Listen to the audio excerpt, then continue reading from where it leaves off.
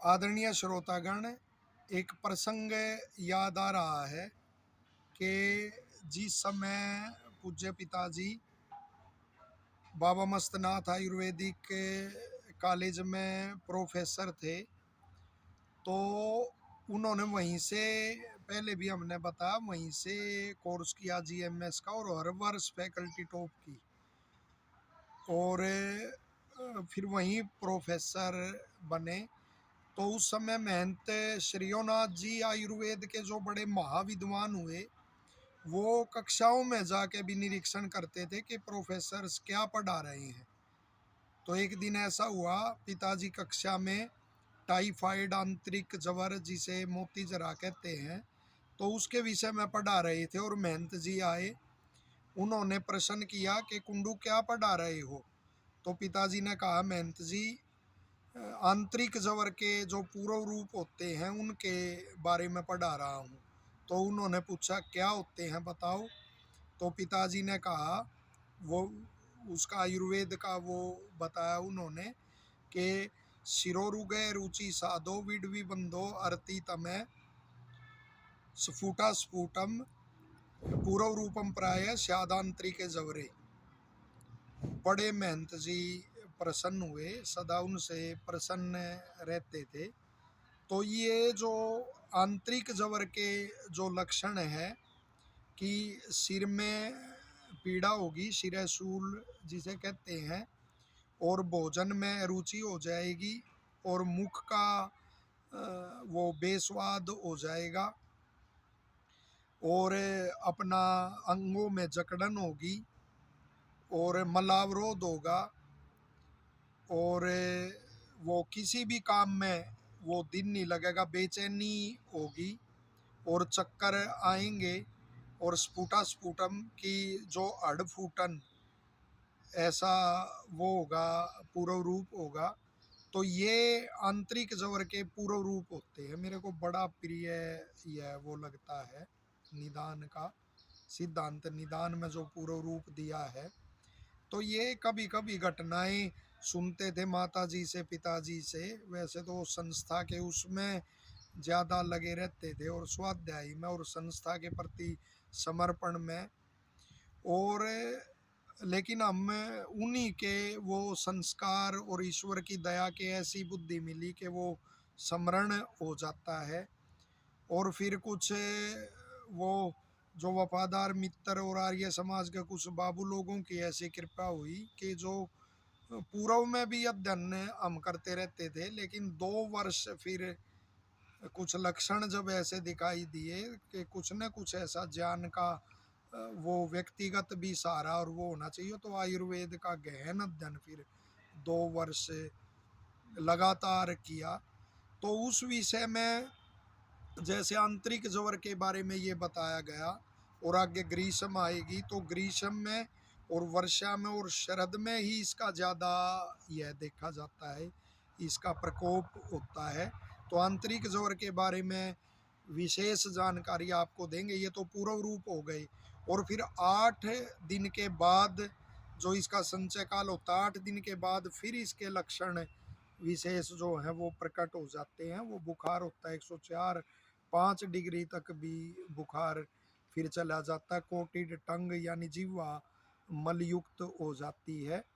और इसमें विशेष करके क्या होता है कि जो आते हैं, जो आंतरिक वो है ग्रंथियां, उनमें शोथ हो जाता है। छोटी आंत है उसमें भी क्षत हो जाते हैं, और वो बढ़ते हुए उदरस्थ जो कला है उसे भी शोथ युक्त कर देते हैं।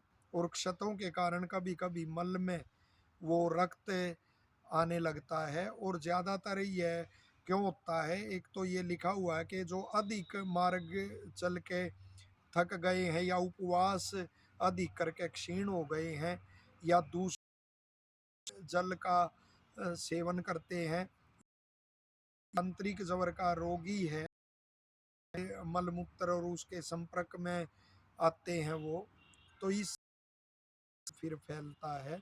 तो इससे विशेष रखनी चाहिए।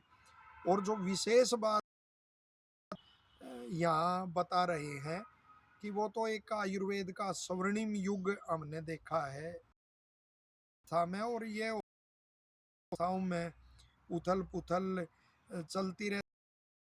तो ऐसा समय भी आता है जब जो वो हैं योग्य व्यक्ति हैं और धार्मिक व्यक्ति हैं वो दूर होते हैं और संस्थाओं में बाहर का ताम झाम फिर ज्यादा रह जाता है, लेकिन जो मूल वो है आत्मा, वो अनेक संस्थाओं में हमने देखा है। तो आयुर्वेद के हमने स्वर्णिम युग को देखा है। पिताजी के गुरु डॉक्टर योगेंद्र नाथ जी, डॉक्टर विद्यासागर थापर जी, डॉक्टर बलबीर दत्त शास्त्री से बच्चे बेडी शास्त्री कहते थे, शर्मा जी, सुदर्शन देव जी, अनेकों बड़े, डॉक्टर सिंगल जी, क्या विद्वान और वो हुए हैं। और पिताजी इनके सब के बहुत ही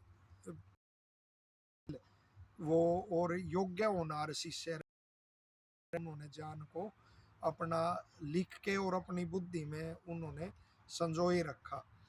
तो एक विशेष बात है कि हर रोग में कहते पपीता लो। आंतरिक जोर के बारे में एक विशेष सिद्धांत यह है कि पपीता नहीं लेना चाहिए। ये बहुत ही कम सुना हो, शायद ना सुना हो। तो वेदक के लिए और रोगियों के लिए, दोनों के लिए यह एक सिद्धांत है। पपीता क्यों नहीं लेना चाहिए? क्योंकि यह लेग्जेटिव यानी, और वो आंतों में क्योंकि क्षत होते हैं, और दो ऐसे रोग होते हैं, टीबी और ये आंतरिक जवर यानी मोती जरा। इनमें मल का जो वो है रक्षण है वो आवश्यक होता है, वरन अतिसार होकर और उपद्रव हो जाता है। तो मोती आंतरिक जवर में जैसे चीकू है, दूध है, और इसी पे रखना चाहिए अधिकतर। तो ग्लूकोज है, इन तीनों चीज़ों पर देते हैं। फिर जैसे मूंग का यूस है, मीठी मौसमी का रस है, तो ये ले सकते हैं। और दूध ताज़ा और उबला हुआ, इसी तरह पानी में भी थोड़ा सौंफ डालकर उसको उबाल करते हैं। तो इसके जो उपद्रव होते हैं अनेक हमारे को मिलते हैं कि ठीक नहीं हुआ, वर्षों पीड़ित होते हैं। तो इस तरह के खान पान से और उससे, और इसमें गरीब और वो सीना है या तो छाती उदराधीन पर भी आने से दाने हो जाते हैं, जिसके कारण इसको मोती जरा कहा गया है। पपीता वाला जो हमने आपको यह उदाहरण दिया है, यह विशेष लाभदायक लगेगा और रोगियों के हितार्थ